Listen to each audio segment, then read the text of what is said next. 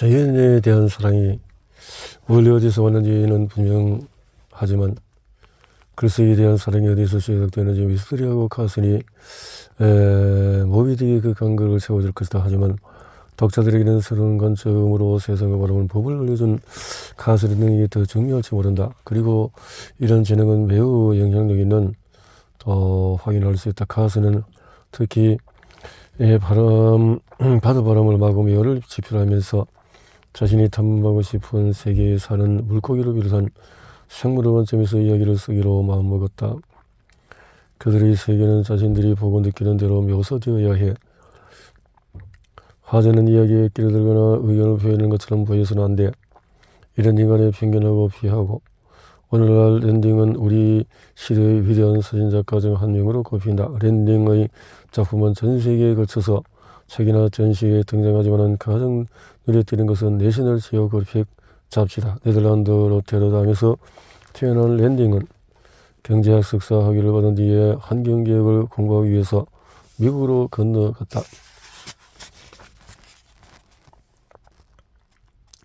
내셔널 지오그래픽은 랜딩에게 작업을 자주 의뢰했는데 임무는 콩고의 보노보부터 남극 펭귄은 홀로 노스에 이르기까지 다양한 사진을 찍는 것이었다. 이 사진가는 또 모든 면에서 자신이 차양근에 깊이 영향을 받았다는 사실을 공개적으로 밝혔다. 그러면 환경운동가로서 랜딩도 멜빌의 책처럼 그렇게 영감을 받았을까? 전혀 그렇지 않다. 책은 이렇게 모두에게 똑같이 작용하지는 않는다. 책의 영향은 훨씬 더 개별적이고 독자적이다. 랜딩은 기러기 떼와 너무 가까워져서 식구로 받아들이던 아이의 이야기를 이상으로 삼는다. 이것은 인간계와 자연계 사이에서 자리 잡은 랜딩의 무대다. 셀마 라길레프가 1906년 출발한 어린이 고전 닐스의 신기한 여행은 스칸디네비아에서 무척 유명하다. 랜딩은 자신의 제 아이의 서문에서 다음과 같이 말했다. 어렸을 때 네덜란드에서 읽은 동화책은 내게 깊은 인상을 남겼다. 닐스의 신기한 여행은 요전 크기로 작아진 소년이 거위를 타고 북쪽으로 이동하는 기러기 떼와 함께 하늘을 날아다니는 이야기를 그린다. 닐스는 1년 동안에 여행하며 독수리, 까마귀, 곰을 비롯한 수많은 동물을 만난다. 닐스는 동물들은 눈으로 세상 보는 법을 배운다. 하지만 마침내 부모님의 농장으로 돌아와 이전의 크기를 되찾을 때 보통물들 사이에서 자신의 설 자리를 잃는다. 그이들은 갑자기 두려움에 떨며 서둘러 곁을 떠난다. 랜딩은 계속해서 이렇게 말했다. 감성적이지만 이 동화는 내게 깊은 울림을 주었고 오늘날에도 자연주의로서 나의 기본적인 신념과 열망을 반영한다. 나는 지난 20년의 대부분을 동물과 함께 하면서 이렇게 해석하고 노력했다. 물론 모든 아이들은 자신의 몸집이 작다는 것을 필수적으로 경험한다. 몸집이 작아진 닐스는 곧장 걱정이 앞선다. 어디서 음식을 구하고 누가 은신처를 내어주며 누가 침대를 마련해줄까. 기러기 떼를 따라서 라플란드로 가리는 농장의 수컷 거위 때문에 우연히 어쩔 수 없이 집을 떠난 다음에는 상황은 더욱 나빠질 것 같다. 이 부분은 다른 동화들 특히 엄지방지를 비슷하며 또한 랜딩은 하나의 이야기 속에서 또 하나의 이야기가 들어있는 구성의 영향을 받았다. 책의 서문에 따르면 셀마 라길레프는 할머니가 어린 소녀였을 때 일어난 일에 대해 들려진 아무런 이야기에서 영감을 받았다고 한다. 농장에 수컷 거위가 있었는데 어느 봄날 지나가던 기러기 떼를 따라서 함께 날아갔다고 한다. 물론 가족들은 다시는 그 거위를 볼 수 없을 거라고 생각했다. 그런데 몇 달이 지나고 나서 할머니는 돌아온 거위를 보고 깜짝 놀랐다. 게다가 그 수컷 거위는 혼자가 아니었다. 짝을 짓고 왔다. 자, 닐스의 신기한 여행은 이 책은 원래 스웨덴 국립교사 지리교와서 제작 의뢰로 세상에 나왔다는 사실을 알게 되면 살짝 신뢰할지 모르겠다. 그래도 이런 출발적인 작가에게 더 큰 상상력을 불러일으키도록 영감을 주었다.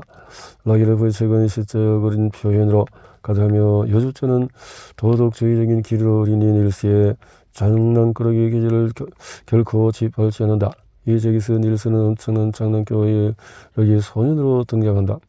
필립 허맥은 가디언에서 이 책을 웅장하고 아름답고 흥미롭고 신랄하다고 말하며 책 속에 나오는 이야기 하나를 특별히 그 증거로 제시한다. 모두가 옷을 근사하게 차려입은 엄청난 부자들의 멋진 도시 뷰네타의 거리를 닐스가 배회하는 일화이다. 새를 먹어 치우는 것은 정말 나쁜 일이라고 따지듯이 말했다. 결국 책에서 부모는 거위를 살려준다. 사실 이 책의 매력은 닐스가 부모의 제한된 관점을 벗어나 사물을 새롭게 볼 수 있게 된 것이다. 요정이 원래 크기의 인간으로 되돌려지겠다고 제안하지만 의미심장하게도 닐스는 이를 거부하고 동물 친구들과 함께 남아 야생에서 자유롭게 지낼 수 있기를 희망한다. 자, 할머니는 거위들이 다시 날아가지 못하도록 문을 꼭 닫고 랜딩은 책 속에서 다음 같은 장면을 떠올린다.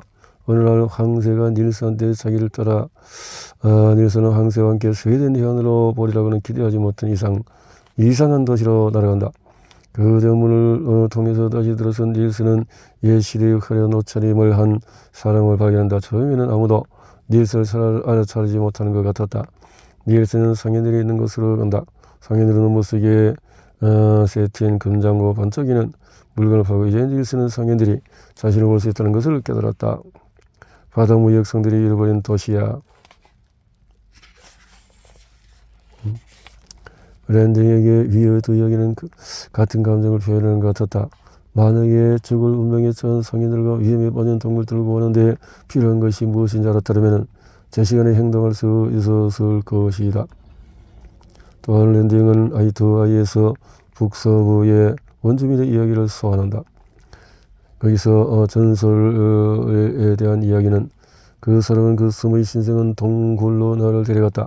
동굴에는 달콤한 삼나무 향이 가득했는데 그는 자리에 앉아서 내게 다음과 같은 이야기를 해줬다. 옛날 옛적에 지상의 모든 피조물은 하나였다. 겉으로 보기에는 달라도 모두 같은 언어를 사용했다. 때때로 이 동굴에 모여서 단음을 축하하곤 했다. 곰은 털가죽을 연하는 비늘을 훌훌 벗고 동굴 안에서 춤을 췄다. 그런데 어느 날 야단접서 시끄러운 소리에 끌린 인간 하나가 동굴로 기어오는 바람에 춤추는 동물들은 모두 깜짝 놀랐다. 다른 전통에도 이와 비슷한 이야기가 있다. 어느 곳에서는 나군의 메가리가 울려 퍼지고 이제 랜딩 제목의 아이투아이의 의미뿐만 아니라 그의 책 정신을 잘 이해하게 되었다. 랜딩의 책은 이런 노력의 결실이라고 할 수 있다. 내가 사진 도구에서 추구하는 완벽함은 자연 속에서 동물들의 힘과 존엄성을 보여주는 수단입니다. 랜딩의 사명은 자신의 출판물 협력 공개석상 등 환경단체의 적극적인 지원을 통해서 지역 이니셔티브 TV에서 전 세계적인 캠페인에 이르기까지 보존 노력을 위한 지렛대로 사진을 적극 활용하는 것이다.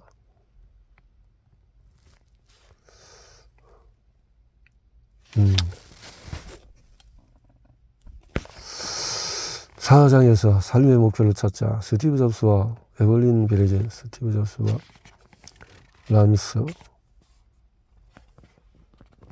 자신의 삶을 스스로 통제하는 믿음은 실존주의 철학의 핵심이다. 실존주의라는 단어는 왠지 좀 어렵고 정이 안 가는 구석이 있다 하지만 철학의 핵심은 한 가지, 우리는 존재한다. 그러나 무엇을 위해서 존재하느냐. 잡스부터 시작해보자. 내가 좋아하는 인종 중에서 하나는 F로 책임자가 다음같이 멋지고 아름다운 말이다. 여러분의 시간은 한정되어 있습니다. 그러니 다른 사람의 삶을 사는 데 시간을 허비하지 마십시오. 도구마에 갇히지 마십시오. 그것은 다른 사람의 생각에 따라 살아가는 것에 불과합니다. 다른 사람의 의견이 자기 내면에서 목소리를 집어삼키게 내버려두지 마십시오. 그리고 무엇보다도 중요한 것은 마음과 직관을 따르는 영역입니다. 여러분의 마음과 직관은 여러분이 진정으로 어떤 사람이 되고 싶은지를 이미 알고 있습니다. 그와 다른 것은 모두 부차적일 뿐입니다. 2000년은 스탠퍼드 대학교 졸업식 연설에서 잡스가 학생들을 위해서 했던 말이다. 당시 잡스는 암 진단을 받고 사색적인 분위기에 빠져 있었다. 그래도 해서 그가 평소에 사색적이지 않았던 것은 아니다. 실제로 그보다도 11년 전 마지막 한 가지라는 PBS 프로그램에서도 비슷한 말을 했음을 확인할 수가 있다. 세상은 원래 정해진 법칙에 따라 굴러가며 그저 그 안에서 살아가는 인생이라는 말을 듣고 들었을지 모른다. 화목한 가정을 꾸리고 즐겁게 지내고 돈을 좀 모으려고 말이죠. 하지만 그것은 무척 제한된 삶입니다. 한 가지 간단한 사실을 깨닫기만 하면 인생은 훨씬 넓어질 수가 있습니다. 나이가 들어서 더 현명해진 잡스는 개인적인 삶의 경험과 더불어서 특히 자신의 생각에 깊은 영향을 준 책 한 권을 인용한다 하지만 1985년 거슬러 올라가 보면은 반짝이는 실크 셔츠를 입고 특대 나비 넥타이를 맨 젊은 스티브 잡스는 브레이보이 매거진 프로필에서 데이비드 셰프에게 인생 경험에 관하여 중요한 단서를 제공했다. 잡스는 셰프에게 이렇게 말했다. 당신이 아름다운 서랍장을 만드는 몫이라면 뒷면에 하판 따위를 대지 않을 것입니다.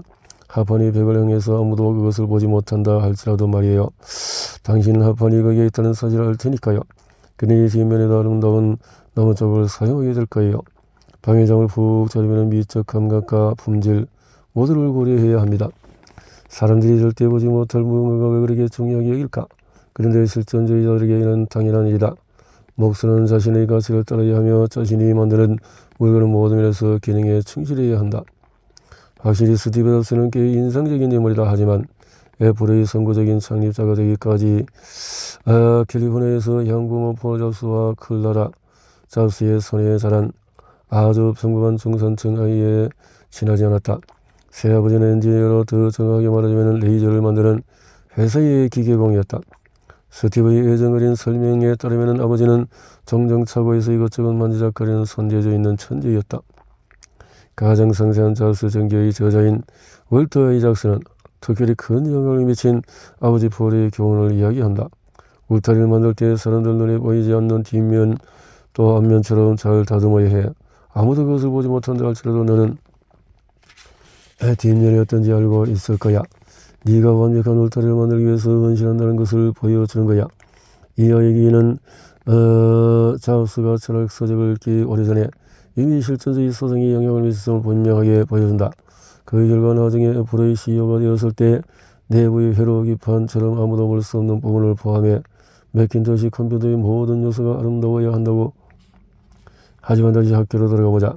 젊은 스티브 잡스는 학교를 싫어했다. 스티브 잡스는 적시에 적절한 장소에 있었던 것 같다. 나중에 잡스의 일은 비공식적이고 그래서 대부분의 소년의 자전거 체인과 배터리 전구를 수리하면 그분이 내 전화를 받는데 정말 친절했어요. 잡스의 설명에 따르면 여름 근무 매우 특별한 중요한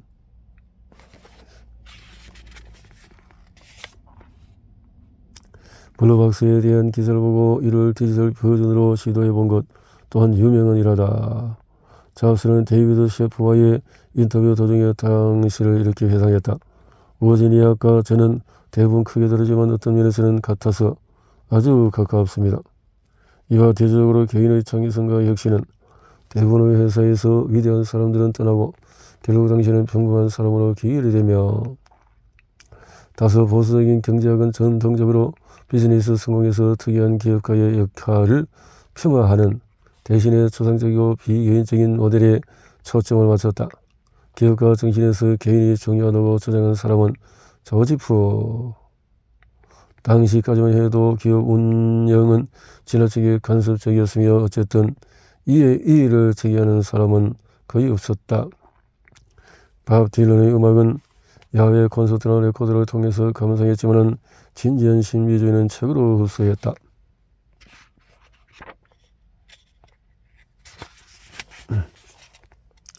지금 여기에 살라. 오늘날에는 많은 대학 캠퍼스에서 그런 책을 찾기 쉽지가 않을 거예요. 나는 그것이 좋다거나 나쁘다고 말하는 게 아닙니다. 단지 지금과 달랐다는 말이에요. 달라도 엄청 달랐죠. 하지만 리드 대학교 1학년 때에 잡스가 탐독했던 책으로는 스즈키 순류의 선심초심 초감 드롱파의 마음 공부에 관하여 또 파라마한스와 요관한다. 그리고 그중 잡스는 여기에 살라를 발견했다. 예를 들어 잡스는 조지 오웰의 디스토피아 소설 1984를 추천한다. 이런 생각과 행동을 통제하는 국가에 맞서는 한 남자의 필수적인 투쟁을 그린 작품이다.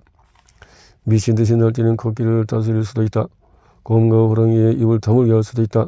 사료 등 연료타거나 코브라를 활용할 수도 있다.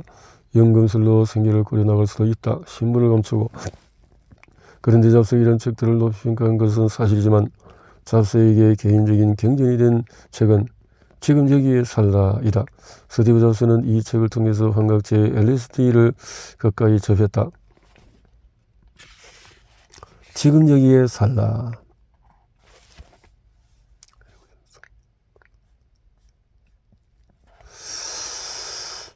지금 여기 살라. 지금 여기 살라. 또는 이 책의 확장판 기억하라. 지금 여기 살라는 저자가 인도 여행정에서 쓴 뉴에이지 철학서다. 표지에 난해한 만다라 이미지와 기억하라는 단어가 4군데 나온다. 2010년 돈 레틴이 하버드 환각클럽 티모시에서 지금 여기에 살라의 가장 놀라운 점은 첫 번 이후 계속돼서 200만 부 이상 팔렸다는 사실이다. 이 책의 핵심 구절은 다음과 같다. 산을 옮기려는 열망으로 개선해서 자신을 정화하면 궁극적으로 산을 옮기는 경지에 이를 수 있다는 우주의 우스갯소리가 있었다. 하지만 이런 힘의 경지에 이르려면 당신은 먼저 자신이 산을 옮기고 싶어하는 존재임을 포기했어야 합니다. 그렇다면 당신은 애초에 산을 그 자리에 둔 자가 될 수도 있습니다. 마침내 산을 옮길 수 있는 힘이 생겼을 때 산을 거기에 둔 사람이 되는 것입니다. 이렇게 산은 제자리에 머무르지요. 만약에 마약과 또 실존주의는 베이컨과 계란 또는 컴퓨터와 그래픽처럼 함께 간다. 프랑스에서 사랑받는 실존주의자 커플 장폴 사르트르와 시몬 드 보부아르 또한 LSD 유형의 물질을 실험한 것으로 유명하다. 불행하게도 사르트르는 환각제 메스컬린과 함께 나쁜 여행으로 인해서 평생 동안 개의 바닥까지 해파리에 대한 두려움을 안고 살았다고 한다. 사르트르는 이것들이 거리에서 자신을 따라다니고 책상에 앉아있고 심지어 침실에서 자기를 기다린다고 생각했다. 그런데 이런 글을 쓸 자격은 뭘까? 지나치게 형식적인 자격증 같은 것은 없다. 람다스는 아주 평범한 리처드 엘포드로 살았을 때 인간의 자아 실현이 기술로 미묘하고 신비한 영적 진동으로 온 우주에 더 많은 영향을 미친다. 이런 의견은 스탠퍼드 졸업식 연설에서 분명하게 다시 나타난다. 대학을 스스로 그만둔 뒤에 잡스는 다른 많은 젊은이와 마찬가지로 세계 여행을 꿈꿨다. 하지만 젊은 스티브는 먼저 돈을 벌어야 한다는 현실을 깨달았다. 이렇게 적시에 적절한 장소를 정확히 감지해내어 잡스는 첫 번째 실제 직업을 갖게 되었다. 어쨌든 아타리에 다니는 동안에 저녁에 회사에서 일할 수 있게 된 잡스는 버지니아를 데리고 와서 컴퓨터 게임을 하게 했다. 이탈리아 CEO 놀런 뷰시너는 이런 사실을 알고 있었지만 특히 버지니아에 관심을 끈 프로젝트는 그런 트랙이다. 그러게 새로운 종류의 컴퓨터를 만들려는 캘리포니아 청년들의 시도는 어땠을까? 그렇긴 하지만 돈을 벌기 위해서 컴퓨터를 제조하고 판매하는 큰 발걸음은 무척 진지했다. 이제 잡스는 회사를 세우는 방법에 관심이 생겼다. 두 스티브 비즈니스 이야기로만 봐도 멋지다. 맥킨토시를 생산한 우리의 방식과 파시 주니어를 생산한 IBM이 어떻게 달랐을까요? 제조업에 적용된 실존주의가 여기서 보인다. 시장 조사를 기반으로 컴퓨터를 설계하는 사람은 프랑스 레스토랑에 주문을 받는 웨이터와 같다. 100년 전에 누군가 알렉산더 그림 베일에게 전화로 무엇을 할 수 있습니까? 라고 물었다면 베일은 전화가 세상에 어떤 영향을 미칠지 가슴을 뛰게 하라. 전화는 단순한 언어학을 뛰어넘는 의미를 단어에 불어넣을 수 있습니다. 전화 10분. 전화는 단순한 언어학을 뛰어넘는 의미를 단어에 불어넣을 수가 있습니다. IBM. 자, 잡스에게 위대한 비즈니스는 지적인 논의, 연구, 실험, 분석 및 판단이라는 벽돌로 이루어진다. 잡스는 다른 사람들의 견해를 결단할 생각 없이 수용하는 것을 피했기에 아이디어가 흐르게 할 수 있었다. 다른 사람이 생각한 결과에 따라서 사는 도구마에 갇히지 마십시오. 다른 사람의 의견이 당신 내면의 목소리를 잠식하게 내버려 두지 마십시오. 무언가를 정말 잘하려면 그것을 이해해야 합니다. 그것이 무엇인지 정말로 고민해야 합니다. 간단히 말하면 이거다. 다르게 생각하자. 잡스는 이렇게 덧붙였다. 컴퓨터의 잠재력 중에서 하나는 어떻게든 경험의 기본적이고 근본적인 원칙을 포착하는 것이라고 생각합니다. 유튜브 단편에서 이렇게 말한다. 한 가지 간단한 사실을 깨닫기만 하면 인생은 훨씬 더 넓어질 수 있습니다. 당신의 삶을 둘러싼 많은 것을 만들어낸 사람들은 보통 당신보다 똑똑하지 않습니다. 당신이 바꿀 수 있습니다. 당신이 영향을 미칠 수 있습니다. 당신이 직접 만들어낸 것을 다른 사람이 사용하게 할 수 있습니다. 당신의 삶을 밀고 나갈 때 실제로 무언가가 나오리라는 것을 이해하고 자 이렇게 바꾸고 삶의 주요 작동 원리를 식별한 다음에 이를 자신의 방식으로 적용하려는 탐구는 심오한 철학적인 실존주의적인 프로젝트다. 실존주의는 행동 철학이다. 사실 사르트르는 존재하는 것보다도 존재하지 않는 것을 강조한다. 존재하는 것은 과학적인 컴퓨터 프로그램의 탐구, 다소 평범한 문제, 또 존재하지 않는 것은 실제로 이보다 더 넓은 흥미롭다. 사르트르는 자신의 견해를 다음과 같이 요약한다. 의식은 자신을 빠져나와서 외재적인 대상으로 나간다. 의식은 초월 자체이다. 따라서 우리는 우리 자신의 본성, 우리 자신의 본질로 들어간다. 우리는 존재한다. 하지만 우리 자신을 어떻게 정의할까? 실존주의 구호는 실존은 본질에 앞선다라는 것이다. 따라서 인간은 존재의 의미를 스스로 만드는 창조적인 존재라고 할 수 있다. 여기서 사르트르의 그 유명한 카페 정원의 사례가 나온다. 그 사람의 몸짓은 민첩하고 절도가 있지만 조금 지나치게 정확하고 약삭빠르다. 사실 사르트르는 카페의 정원에 대한 편견이 있었던 것 같아.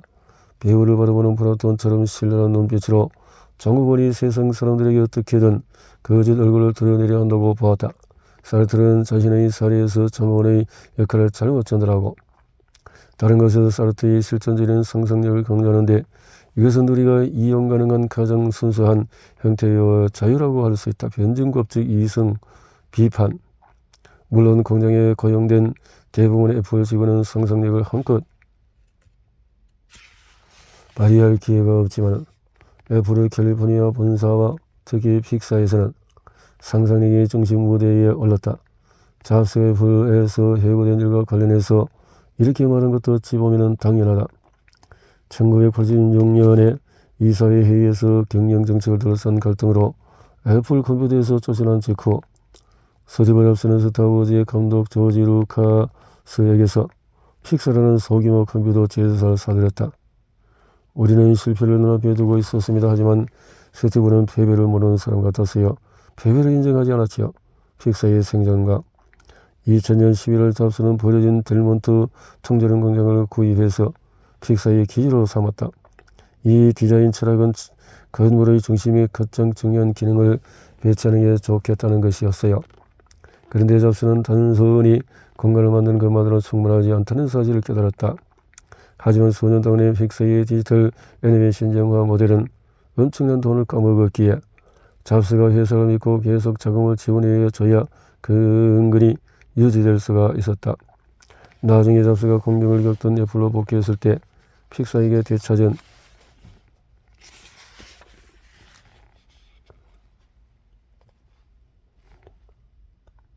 당신이 성장하고 2010년 사무라이 패드 2를 소개하면서 잡스는 자신의 전략을 이렇게 이야기했다. 애플의 DNA는 기술만으로는 충분하지 않다는 생각이 깔려 있습니다. 잡스는 심지어 엔지니어들의 이름까지 제품 안에 각인했다고 한다. 왜 그랬을까? 진정한 예술가들은 자신의 작품에 서명하기 때문이다. 이 모든 사례를 1981년 4월 웨스트 코스트 컴퓨터 박람회와 대조해보자. 적당한 것은 충분합니다. 다른 건 모두 불필요합니다. 그 작자는 예술의 공연으로 똥을 만들고 있어. 백만장자였음에도 스티브 잡스의 집에는 가구가 거의 없었다. 평소 존경하는 아인슈타인 그림 한 점, 이런 거 뿐이었다. 실존주의 아래 늘 되새기는 삶과 죽음의 이야기에서 잡스가 애플을 세계에서 가장 상징적인 기업으로 만드는 데 곁으로 놀라운 성공을 거둔 이유를 설명해주는 일화가 있다. 한 번은 잡스가 레리 캐니언이라는 엔지니어에게 운영체제를 부정하는 시간이 왜 오래 걸리냐고 물었다. 캐니언이 기술적인 이유를 길게 설명하려 하자 잡스가 말을 끊고 퉁명스럽게 물었다. 레리, 만약 부팅 시간을 10초 단축해서 사람의 생명을 구해낸다면 그 방법을 찾을 수 있겠나? 케니어는 확신이 없었지만 그럴 수 있다고 대답했다. 자, 이제 여기에 인상적인 부분이 있다. 잡스는 엔지니어 사무실에 걸린 화이트보드로 가서 마크를 집어들더니 맥킨토시 컴퓨터를 사용하는 사람이 적어도 500만 명이고 매일 컴퓨터를 켜는 데에 10초를 줄인다면 1년에 총 100명의 일생에 해당하는 시간이 절약된다고 적었다. 몇 주 뒤에 케니어는 부팅 시간을 10초가 아니라 거의 30초나 절약하는 방법을 찾아냈다. 물론 스티브 잡스는 부팅 속도가 느린 컴퓨터가 생명을 위협한다고 생각하지 않았다. 결국 사람들은 커서가 움직이는 동안에 클립을 만지작거린다거나 무언가를 할 수 있다. 사실 잡스의 관심은 전혀 실용적이지 않았다. 잡스는 현재 기술의 한계나 다른 컴퓨터의 경쟁에서 이기는 데 관심이 없었다. 돈을 많이 버는 것도 목표가 아니었다. 대신에 상승할 수 있는 최선의 방법을 동원해 일하는 게 목표였다. 잡스는 어떤 물건이 정말 위대하기 위해서는 그것이 완전히 진정한 것이어야 한다고 확신했다. 자체의 기원과 목적에 충실해야 한다는 뜻이다. 잡스는 타협과 호환성이라는 개념을 싫어했다.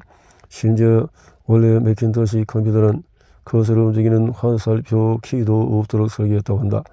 한편으로는 사람들이 마우스를 사용해서 클릭하도록 하고 다른 한편으로는 소프트웨어 디자이너들의 프로그램을 더 시각적으로 디자인하도록 만드는 방법. 그런데 사용자의 선택은 여기에 포함되지 않았다. 사용자의 기호가 뜻한 올바른 접근 방식이 상용될 것이다. 또한 잡스는 시장 점유율을 포기해서라도 맥 운영체제와 프로그램을 실행하는 맥킨토시 컴퓨터 생산에 집중했다. GNS의 설립자 댄 파버가 잡스의 전기작가 아이작슨에게 말한 것처럼 그 외에 다른 이런 지역화가 한때 피카소 그림에 덧칠을 하라고 시키는 것과 같았기 때문이다. 맞다. 유치해서 한 말이다. 하지만 잡스가 실제로 세상을 이렇게 보았다는 사실은 샌프란시스코에서 열린 티파니 유리 전시회에 애플 직원들을 데리고 갔을 때 입증되었다. 잡스의 그 전시회는 대량 생산된 제품 역시 훌륭한 예술작품이 될 수 있다는 사실을 보여주는 의미 있는 행사였다. 미친 자들을 위해서 건배 그들이 세상을 바꾸므로. 하지만 대부분의 CEO는 미치지 않았다. 이들은 빈틈 전략으로 시작해서 기껏해야 약간 과장되고 철학적으로 코멘트에 따라서 전략을 사용하는 매우 신중한 사람들이다. 자, 애플이 세상에 나온 처음 때는 1978년. 하지만 그보다 10년 전에 그러니까 컴퓨터 세계에서는 아득한 옛날에 에벌린 베레진이 없었다면 애플은 못 나왔을지 모른다. 베레진은 롱아일랜드에서 스타 트론을 설립했다. 이에서는 전자타자기를 제조하고 이것을 제어하는 새로운 기술을 발명했다. 베레진은 잡스와 워즈닝 악만큼 개척자였다.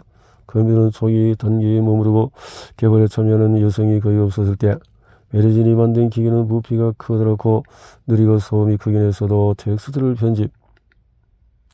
렉스는 열정적으로 조사 컴퓨터에 데이터 비서라는 이름을 붙였다. 1970년대 초반에 레텍들은 기계 한 1만 대를 각각 $8,000에 판매했다. 물론 기술을 따라잡았고 10년 뒤에 오스본 왕랜드 K-프로 같은 베레진은 또한 논리를 설계하고 새로운 종류의 컴퓨터 간 통신을 발명하는 선구적인 업적을 세웠는데 이것은 나중에 인터넷 시대를 불러온 중요한 밑거름이 되어졌다.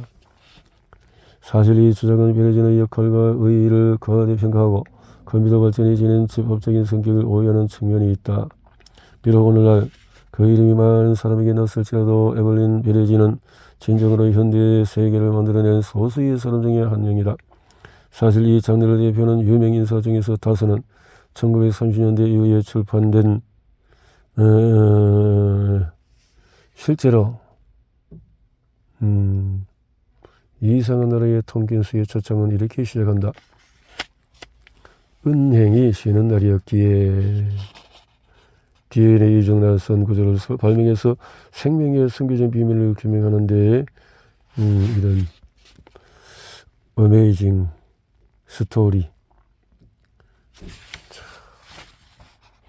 이렇게 그렇지 인간을 만드는 데는 50억 년이 걸렸다. 대학을 중퇴하고 평생 히피를 쏜 스티브 잡스가 20세기 컴퓨터 과학자가 될 것 같지 않은 사람 후보를 뽑힌다면 에벌린 베르진도 비슷하다. 그의 부모는 20세기 초 유럽의 유대인들이 아메리카로 대거 탈출을 과정해서 뉴욕에 정착한 러시아 난민이었다. 에벌린은 25년 뉴욕 브롱크스의 가난한 집안에서 태어났다. 이랬는데 자, 어스타운딩 사이언스 픽션 이런 책